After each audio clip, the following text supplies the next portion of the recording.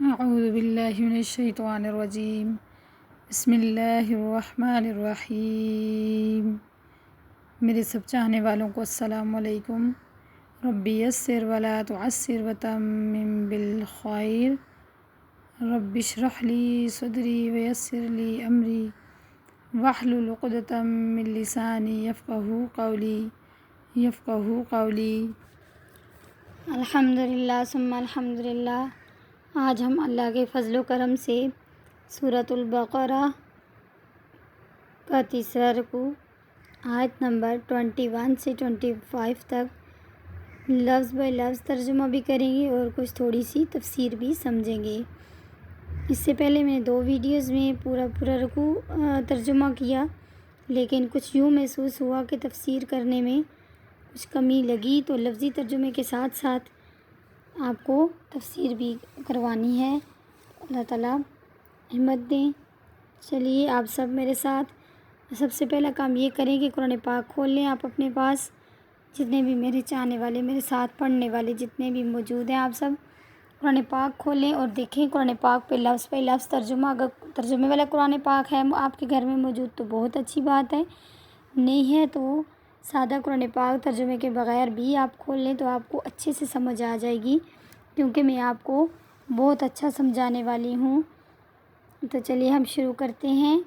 آپ اپنے ساتھ ایک کاپی پینسل بھی رکھ لیا کریں، جو چیزیں نوٹ کرنے کی ہیں وہ آپ اپنے پاس نوٹ کر لیا کریں، یوں آپ کے اپنے نوٹس تیار ہو جائیں گے انشاءاللہ۔ چلیے جی آیت نمبر 21۔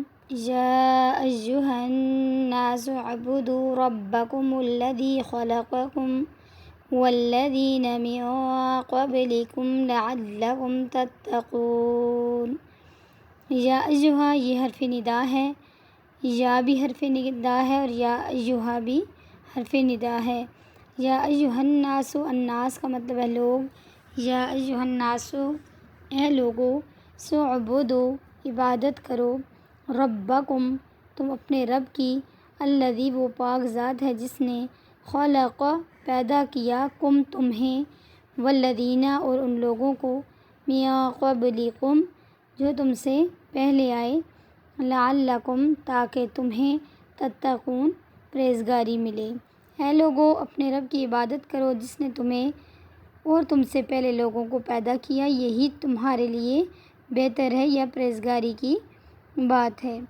الذی وہ پاک ذات ہے، جعل بنایا جس نے، لکم تمہارے لیے، زمین کو، فراشاً فرش، والسماء اور آسمان کو، بناءً چھت۔ وہی پاک ذات ہے جس نے تمہارے لیے زمین کو فرش اور آسمان کو چھت بنایا۔ وَأَنزَلَ مِنَ السَّمَاءِ مَاءً فَأَخْرَجَ بِهِ مِنَ الثَّمَرَاتِ رِزْقًا لَكُمْ فَلَا تَجْعَلُوا لِلَّهِ أَندَادًا وَأَنتُمْ تَعْلَمُونَ۔ پہلے ہم پوری آیت کی عربی ٹھیک کر لیتے ہیں، پھر اس کے بعد لفظی ترجمہ ساتھ ساتھ کرتے ہیں، کیونکہ ہمیں ترجمے کے ساتھ ساتھ ہماری عربی بھی بہت بہتر ہو جائے۔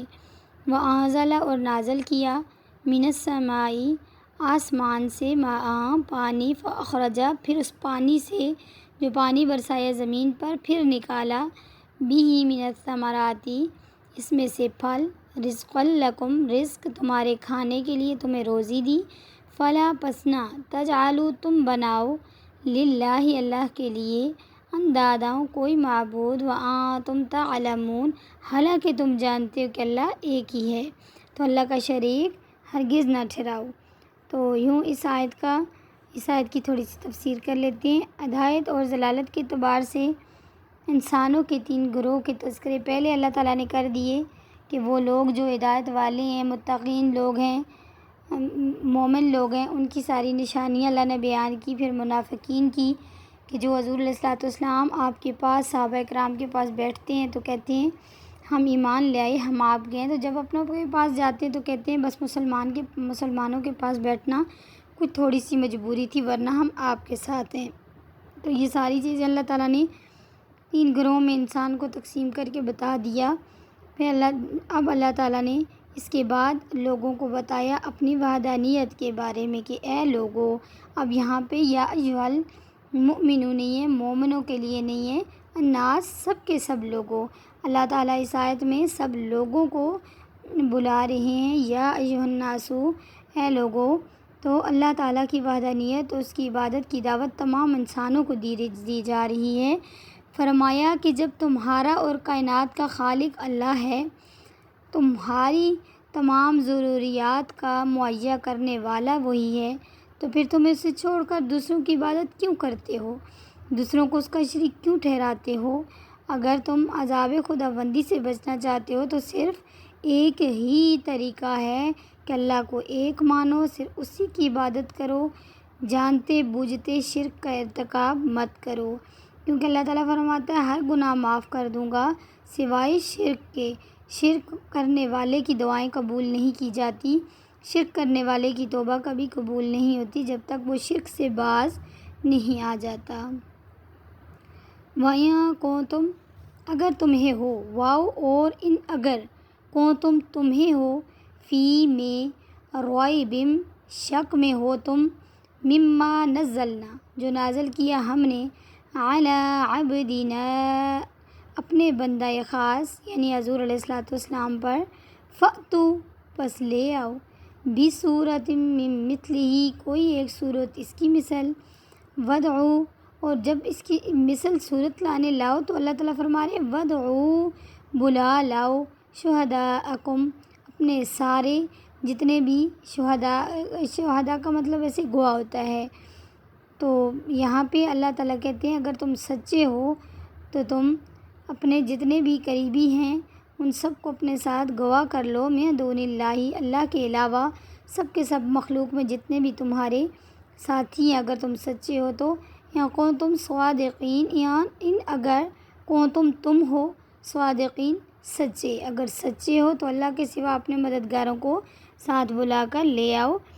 توحید کے بعد پہلی آیت میں اللہ تعالیٰ نے اپنی وحدانیت کے بارے میں بیان کیا، تو ابھی اس آیت میں اللہ تعالیٰ رسالت کے بارے میں فرمایا ہے۔ توحید کے بعد اب رسالت کا اس بات فرمایا جا رہا ہے کہ ہم نے اپنے بندہ خاص پر جو کتاب نازل فرمائی اس کے منزل من اللہ ہونے میں، یعنی نازل کرنا اللہ کی طرف سے ہونے میں اگر تمہیں شک ہے تو تم اپنے تمام حمایتیوں کو ساتھ ملا کر اس جیسی ایک ہی صورت بنا کر دکھا دو، اور اگر ایسا نہیں کر سکتے تو تمہیں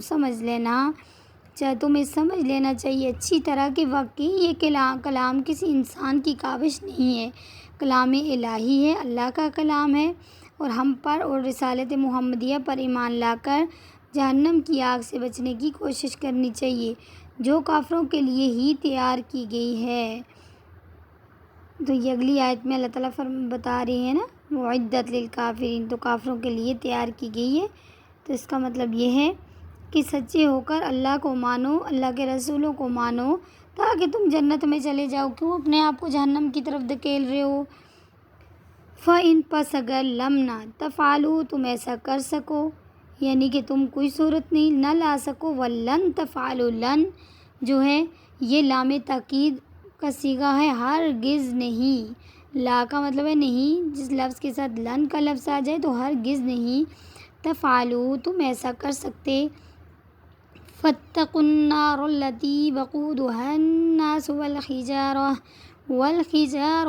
اعدت للكافرين، فاتقوا تو بچاؤ اپنے آپ کو، النار اس آگ سے، التي وہ جو کہ، وقودها جس کا ایندھن ہے، الناس لوگ، والحجارة اور پتھر، اعدت وہ تیار کی گئی ہے، للکافرین کافروں کے لیے، جو کافروں کے لیے تیار کی گئی ہے، اس آگ سے بچو۔ اور یہاں پہ پتھر کون سے مراد ہیں؟ پتھر بعض مفسر کرام لکھتے ہیں کہ یہ وہ پتھر ہیں جن کے بت بنے اور جن کی پرستش کرتے رہے دنیا والے لوگ۔ انکم اللہ تعالیٰ قرآن پر انکم وما تعبدون من دون اللہ حصب جہنم، تم اور جن کی تم عبادت کرتے ہو جہنم کا ایندھن ہوں گے۔ تو یہاں اس آیت سے بھی معلوم ہو رہا ہے کہ جہنم کا ایندھن وہی پتھر ہونے والے ہیں جن کی پوجا کی گئی اللہ کے سوا۔ اب آیت نمبر 25 ہے، وَبَشِّرِ الَّذِينَ واو اور بشر الذین، خوشخبری دیں ان لوگوں کو آمنو ایمان والوں کو۔ میرا اللہ بڑا کریم ہے، میرا اللہ غفور الرحیم ہے۔ الحمدللہ کہ وہ اللہ گناہگاروں کی آیتیں، گناہگاروں کا بیان کر کے تو ساتھ فوراً مومنین کو خوشخبری دے دیتا ہے کہ کہیں میرے مومن بندے ڈر نہ جائیں جہنم کی آگ سے۔